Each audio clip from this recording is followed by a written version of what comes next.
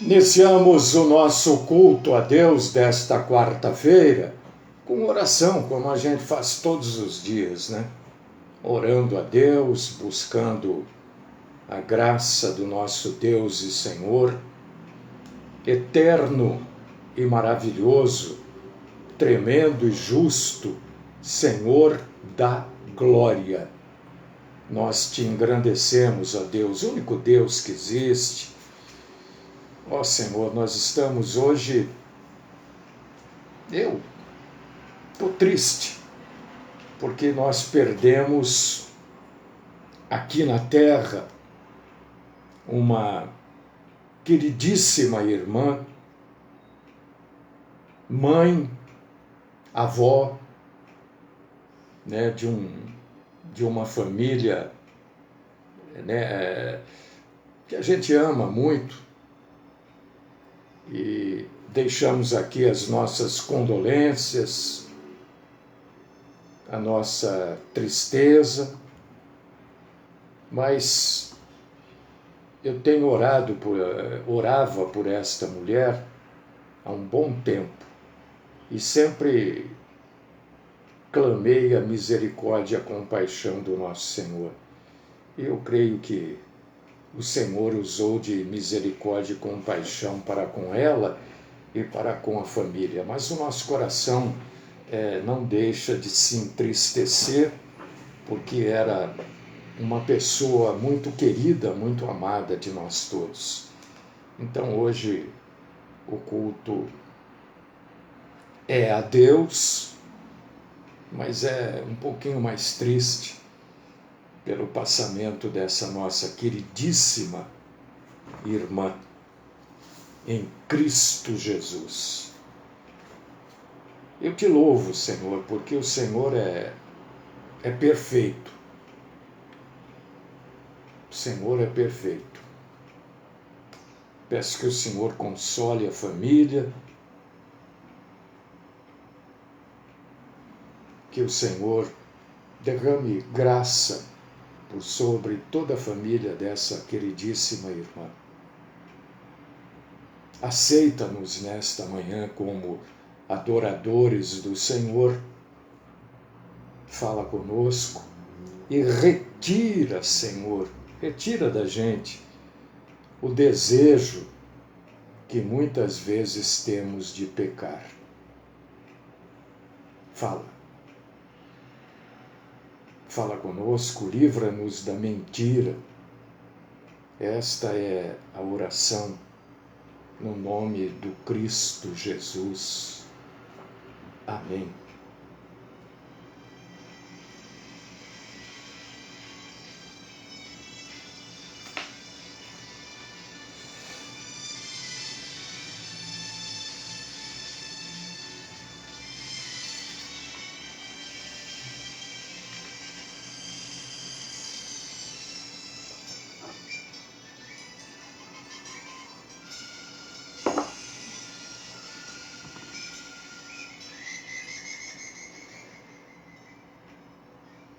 Muito bem, deixar aqui o meu bom dia ao meu neto, meu primeiro neto, o Breninho, que está com a gente aí. Bom, hoje a gente vai falar, segunda-feira tem muita gente reclamando, né? Eu não consegui gravar o nosso programa de segunda-feira passada. Deu um problema aqui e não funcionava, quer dizer, que não posso fazer nada. O celular resolveu não funcionar segunda-feira. Não sei se foi celular, se foi a internet, eu não consegui. Então, eu peguei aquilo que eu falei segunda-feira passada, né, que foi um pouco mais do Senhor. Foi isso? Acho que foi segunda mesmo.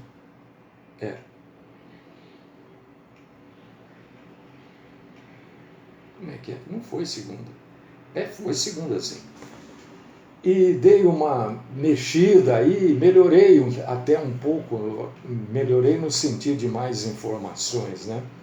E sexta-feira, depois de amanhã, a gente vai falar disso de novo, porque as pessoas estão dizendo, olha, o vídeo está só com 9 minutos e tal. Pois não consegui gravar, né? Então, sexta-feira eu vou pegar aquilo que eu falei na segunda, dei uma melhorada, mais um pouco de informações e vou falar novamente sobre o dia que Jesus nasceu, o Natal, esta mentira toda aí, vou trazer as informações bíblicas, tá? E hoje, para a gente não perder tempo, eu vou falar outro assunto muito importante para nós todos. A Bíblia e o capitalismo, né? Quem é de esquerda política, né? Na política do lado esquerdo, lado esquerda para cá, né? Não gosta do capitalismo, né? Não gosta. Acha que o capitalismo é isso, aquilo, prefere o socialismo, o comunismo. Normalmente as pessoas de esquerda são assim. E eu quero dizer para vocês hoje que é impossível um cristão ser de esquerda. E vou mostrar isso na Bíblia, claro. É impossível um cristão dizer que Jesus era socialista. Não era. Jesus era comunista, mas de jeito nenhum. De jeito nenhum.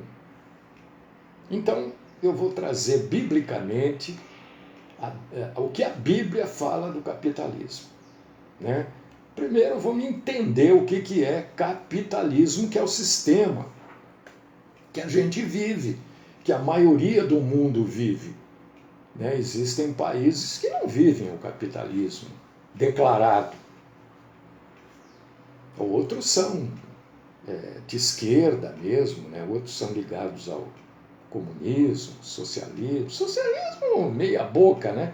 Socialismo para nata, socialismo para eles e para o povo não, né? Porque o socialismo é sempre assim. O capitalismo, que é esse sistema que a gente vive, é um sistema econômico e ele dá direito à propriedade privada ou corporativa de bens de capital, através de investimentos, né, através de decisões particulares, através de preços, através da produção, da distribuição de bens que são determinados pela concorrência em um livre mercado. Isso é capitalismo. Essa é o capitalismo teórico, né? É assim. É claro que na Bíblia você não vai encontrar lá, é óbvio. Você não vai achar lá, o cristão deve ser capitalista. Não, não vai achar isso, é claro. Mas a Bíblia fala muito de questões econômicas. Por exemplo, você vai ver no livro de Provérbios, livro dos Provérbios, você vai encontrar seções inteiras deste livro tratando de questões econômicas. Pode entrar aí que você vai ver. Deixa eu tomar esse finalzinho de café aqui, né? Então, falar de dinheiro, do capitalismo, da produção, compra, venda, também é coisa bíblica. Porque é isso que nós fazemos todos os dias. A gente compra, vende, consome, produz.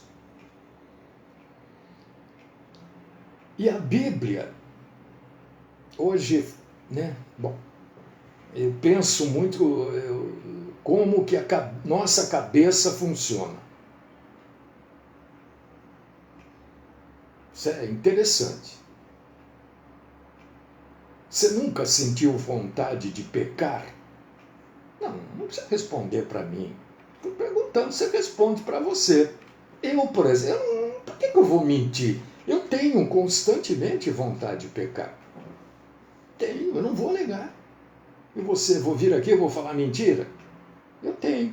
E às vezes eu peco. Então a Bíblia, além de falar desse sistema,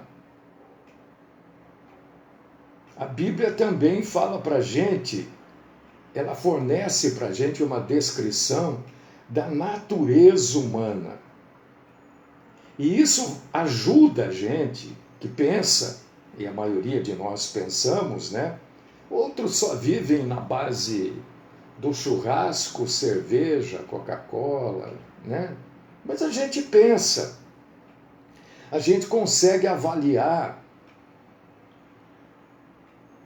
o possível sucesso e o fracasso de um sistema econômico dentro de uma sociedade.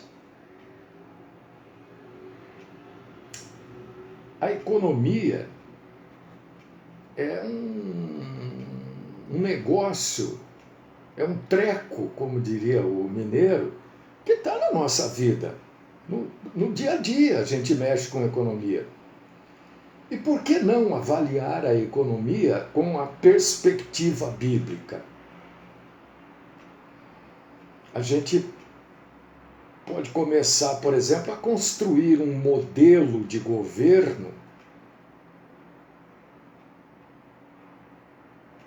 bíblico, né?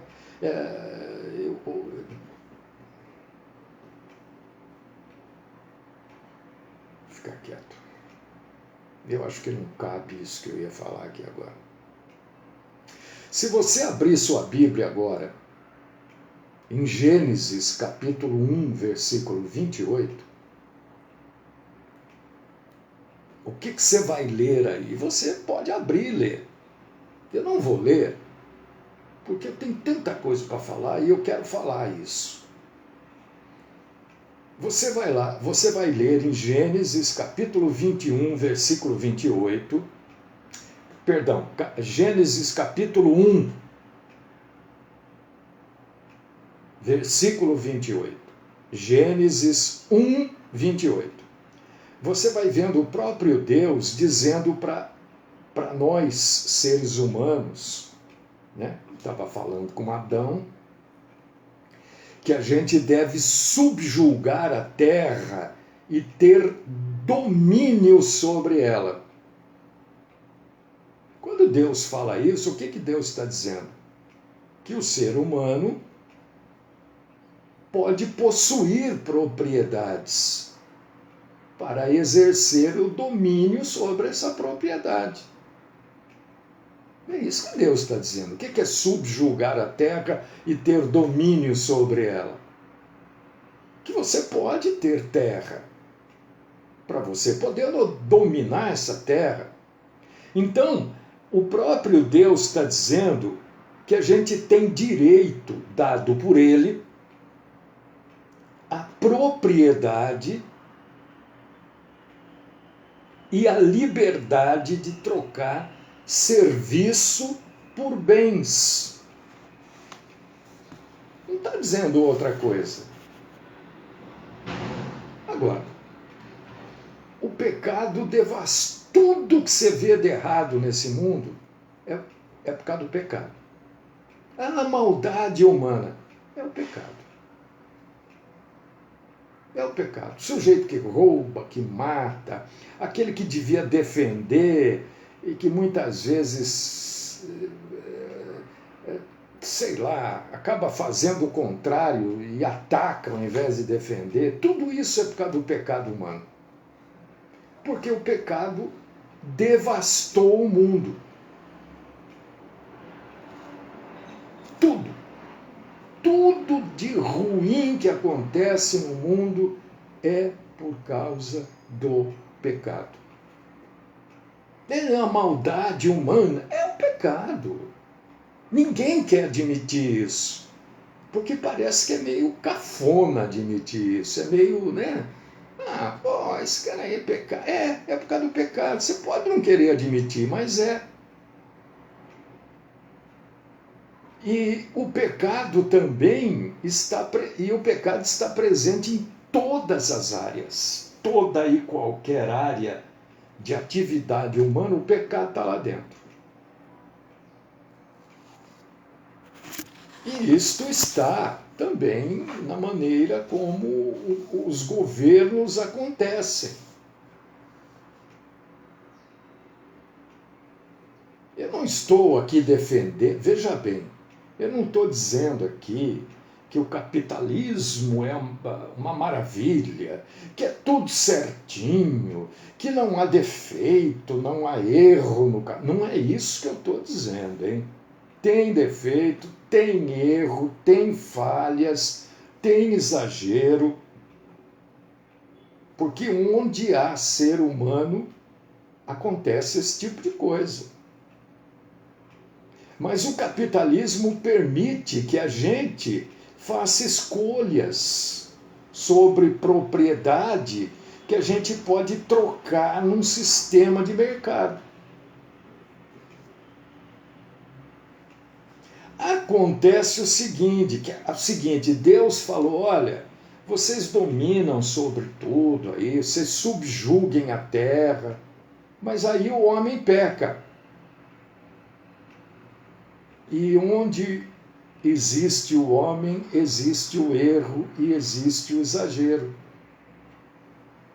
Por quê? Porque a nossa natureza pecaminosa produz o quê? A negligência, a preguiça e a ociosidade. E a justiça econômica que os governos falam e nunca fazem, né? Eu ouço falar de justiça econômica pelo menos há uns 60 anos. Nunca vi ninguém fazer nada para a justiça econômica. Porque não é interessante que façam também. Porque se fizer, resolve o problema. E eles não querem resolver o problema. Historicamente, o capitalismo tem uma série de vantagens, né? O capitalismo libera o poder econômico, fornece base para a grande liberdade política, econômica. Por quê? Porque no capitalismo o governo não controla o mercado. Então há liberdade econômica. Os empresários, aqueles que investem na produção, têm liberdade para fazer isso. E dá liberdade também para os políticos, né? Cumprirem o seu papel, que infelizmente aqui no Brasil pouquíssimos cumprem. Então, eu quero deixar claro mais uma vez que eu não estou dizendo que o capitalismo é perfeito, não. Algumas coisas no capitalismo não são boas e se opõem, inclusive, às verdades bíblicas. E isso nós, cristãos, devemos rejeitar. É claro, porque tudo aquilo que é contrário à Bíblia, a gente tem que rejeitar, a gente não pode aceitar. Ah, não, você quer aceitar, você aceita, eu não aceito. Porque é contrário à verdade bíblica. Né? E há certas coisas, há questões morais e econômicas que a gente precisa analisar e ver isso aqui é antibíblico, eu não vou aceitar, eu não vou participar disso. É isso que os políticos deveriam fazer. Quando eu digo que é antibíblico, é antipovo. Porque o governo não precisa lucrar. O governo não tem que ter lucro. O governo não é uma empresa para ter lucro. Esse lucro deve estar no meio do povo. Qual que é o lucro no meio do povo? É o povo viver bem. Como é que o povo vive bem? Tendo saúde, tendo remédio se necessário, assistência boa e necessária, tendo educação, né? Os alunos não passarem de um ano para o outro sem saber, porque hoje eu estava lendo, está na internet isso aí, se você abrir aí o UOL, acho que você vai ler, não sei se foi o UOL, mas acho que é, que de 10 alunos, 3 só sabem fazer contas de multiplicação usando a tabuada. E passam de ano. O professor é proibido de repetir um aluno. Aí joga para a série seguinte. Na nossa época, não estou dizendo que era melhor, que era boa, mas aí daquele que não soubesse tabuada. Não passava. Era tabuada do 2 até o 9, né? Tinha que saber. Tinha que decorar. Hoje não. Então, essas coisas, né? O lucro do governo, os superávites, que a gente vê lá, superávit de não sei. Mas daí o povo continua tendo comida ou continua passando fome? Comendo calango? Hã? Então, o capitalismo tem coisas para a gente criticar, né? Os monopólios, ninguém está aprovando isso não.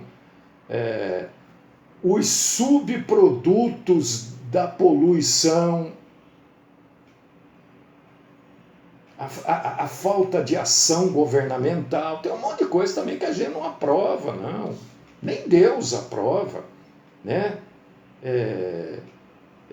Prosperidade exacerbada. Hoje eu recebi um vídeo aqui, né?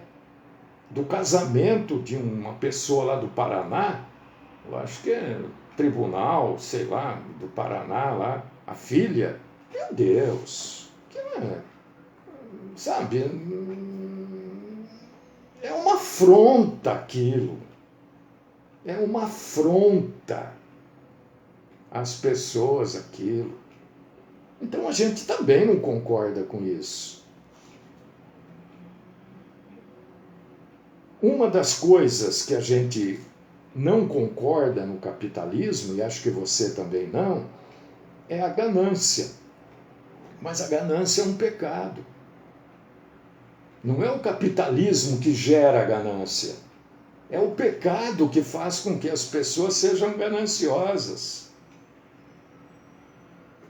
Você vê o livre comércio. Então, a ganância aparece. Aí as pessoas querem, sabe, tudo para elas e nada para os outros.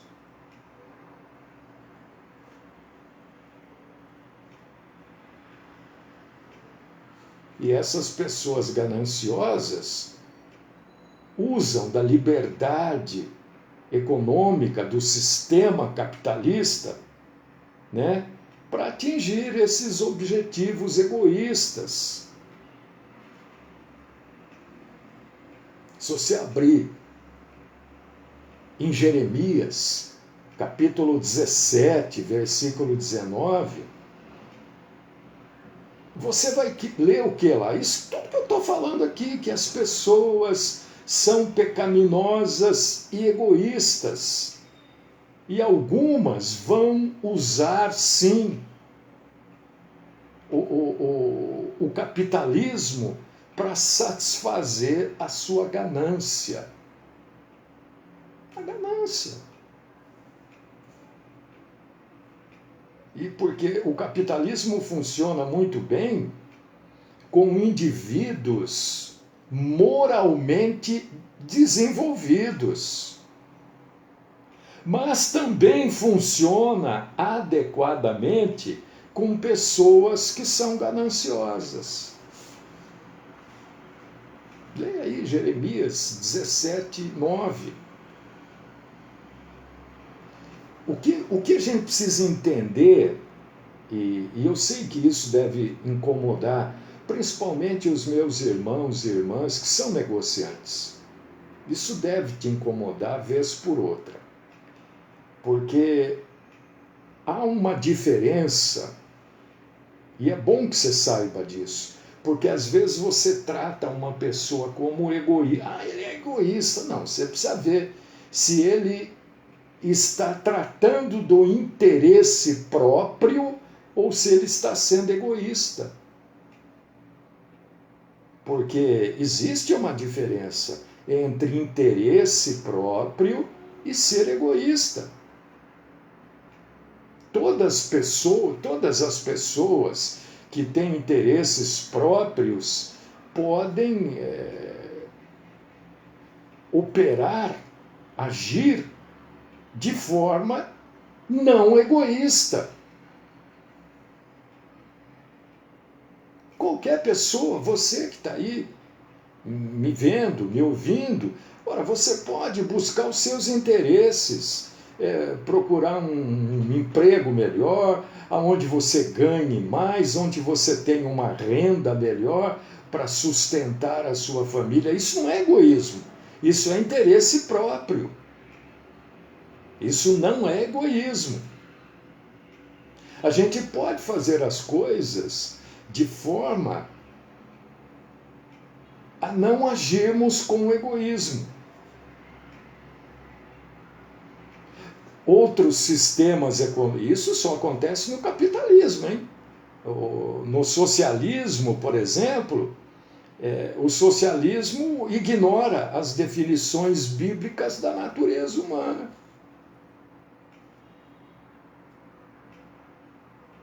O socialismo, ele permite que o poder econômico seja conduzido, que ele fique concentrado nas mãos de poucas pessoas. Então, quem defende, eu entendo que quem defenda a teoria muitas vezes. A teoria pode ser bonita, mas ela nunca é colocada em prática da forma que ela é teórica. E o capitalismo tem também as suas falhas, mas é aquilo que mais se aproxima daquilo que Deus falou para o ser humano fazer.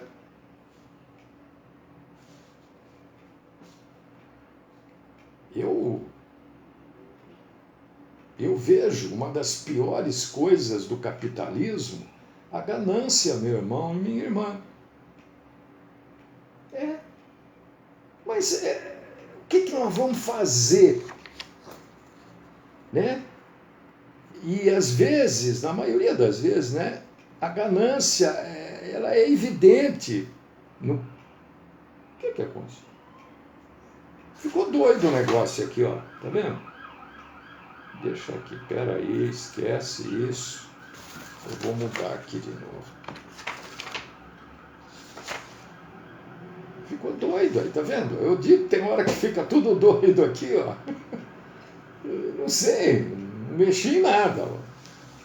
Um papel aqui só, mas fazer o quê? Então, amados irmãos e queridas irmãs, a ganância, que é uma das coisas terríveis do capitalismo, ela faz parte da natureza humana. O homem é ganancioso. Hoje eu estava mandando para um amigo uma mensagem, e esse amigo é muito colega, né? Conhecido, a gente chama de amigo e ele é muito brincalhão. E eu digo para ele que ele é um sujeito inoxidável. E hoje, eu não sei porque estava escrevendo para ele, me lembrei do termo psicodélico. Termo antigo, né? Eu falei, mas meu Deus, o que quer dizer esse termo? Eu fui buscar, fui procurar saber. né? Psicodélico é uma pessoa que age de maneira como se estivesse usando drogas, né? Então eu provoquei ele dizendo: você, além de inoxidável, você é psicodélico, né? Não sei se ele respondeu alguma coisa para mim. Por quê? Porque a natureza humana é um negócio terrível. Eu vou fazer outra pergunta para você. Você não vai responder para mim, é claro. Você já sonhou dormindo mesmo, com alguém numa situação e esta situação seria como como é que eu posso dizer isso para não ser assim muito chocante, né, o que eu estou perguntando. Se você já sonhou com algum parente de alguém que está fazendo alguma coisa que você não goste, e esta pessoa com quem você sonha faz algo para você que você gosta, é como se no sonho você estivesse punindo aquela outra pessoa. Eu não sei se já aconteceu isso com você, mas isso é comum acontecer. Você sonhar com alguém que é parente de alguém com quem você tem uma relação, mas esta relação está arranhada de alguma forma, ou esta pessoa tem te incomodado com algumas atitudes dela, então esta pessoa com quem você sonha, que é parente dela, faz para você aquilo que você gostaria que ela fizesse. O que você está fazendo? Você está punindo esta pessoa no seu sonho. Olha só, né? São coisas da mente humana. Por que você está falando isso? Porque a ganância faz parte da nossa natureza, faz parte daquilo que está na gente. Não é porque você é uma nova criatura que nosso Senhor chegou lá em você e apagou tudo que você tem de ruim em você. Ele perdoou todos os seus pecados. Agora, controlar os seus desejos, os seus anseios, as suas vontades, é de cada um de nós. Por causa disso que Paulo descreve lá em Gálatas 5 as obras da carne. Ninguém perdeu aí. Eu sou convertido, eu não tenho mais as obras da carne. Não, de jeito nenhum, é claro que você tem. Só de você falar que você não tem mais as obras da carne, você está se mostrando sem conhecimento. Então você não perdeu mesmo as obras da carne. A preguiça de estudar, a preguiça de ler, né? Porque a gente continua com tudo isso, nós temos que lutar contra. Por causa disso que surgiu a primeira pergunta, né? Quem é que não sente vontade de pecar? Quem é que não sente vontade de pecar? Eu vou acabar fazendo isso porque né? A gente tem que controlar o ódio, a raiva, controlar as emoções e os nossos desejos. O que o homem precisa fazer, não adianta mudar. Não, gente, nada adianta. E o bonito disso, o maravilhoso, o lindo disso, é a gente saber que nada vai adiantar, porque a mudança não está em outras pessoas, a mudança está em nós. Não adianta mudar o sistema econômico. O capitalismo é o melhor, vamos dizer, o menos ruim. É aquele que mais se aproxima daquilo que o nosso Senhor falou lá em Gênesis 1, 28. É claro que é. Mas o homem continua avarento, continua querendo ter, ele ter e os outros que se explodam. Então, mudar o sistema econômico não adianta nada. Você pode mudar de capitalismo para socialismo, para isso, para aquilo, para tudo quanto é sistema econômico que tem por aí, né? Se o coração do homem não mudar. O nosso coração precisa mudar. A nossa relação com o mundo precisa mudar. E nós sabemos que só vamos conseguir isso depois da volta de Jesus. E o bonito do ser humano é a gente ter este entendimento, esta clareza e não desistir. Olha, enquanto eu estiver aqui, eu, pelo menos, vou procurar fazer o melhor que eu puder. Mas você acabou de falar que não adianta nada. Não adianta mesmo. E eu não vou retirar o que eu falei. Mas quando eu busco fazer o melhor, eu não busco fazer o melhor para mim. Eu busco fazer o melhor daquilo que Cristo diz que eu tenho que fazer. E isso demonstra amor ao próximo. Porque nós não vamos encontrar nenhum sistema de governo que tenha amor ao próximo. Por causa do egoísmo. Então a mudança precisa ser no coração do homem. E o que muda o coração do homem? O poder do Evangelho de nosso Senhor Jesus Cristo.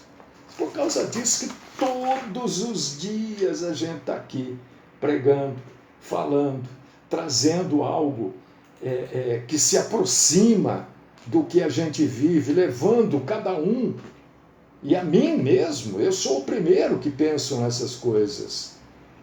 Eu sou o primeiro que penso, que venho aqui e digo, olha, você já sonhou isso, você já pensou assim?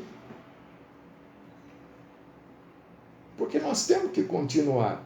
Não é desistir, o arrebatamento, eu não vou mais fazer nada, vou sentar aqui e vou ficar balançando nessa rede aqui. Não é assim que a banda toca. Nós temos que pregar o Evangelho, nós temos que levar a verdade, mesmo no meio dessa lama toda aqui que nós estamos, a verdade precisa preponderar. Mas que nem eu, você já pensou? Se eu fosse desistir, já teria desistido, né? Não sou exemplo para ninguém, não é isso. Só estou dizendo que desistir é uma solução que a gente não deve considerar, né?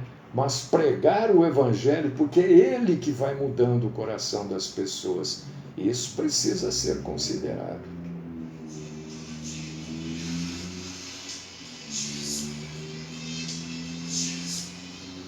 Deus, Pai Todo-Poderoso, nós exaltamos e glorificamos o Senhor por tudo aquilo que deu para a gente falar hoje sobre sistema de governo, capitalismo, Bíblia, né, egoísmo, mudança de coração, mudança de atitude, por amor. Amor a Deus, temor a Deus, amor ao próximo, mesmo não conhecendo o próximo, nós precisamos amá-lo. Amar a verdade. Glórias a Ti, Senhor. Continua, Senhor, falando com cada um de nós neste dia, um pouco mais sobre este assunto, que a gente consiga ver as coisas que estão tão escondidas e que a gente não deixe de amar a verdade, porque Cristo é a verdade. Amém.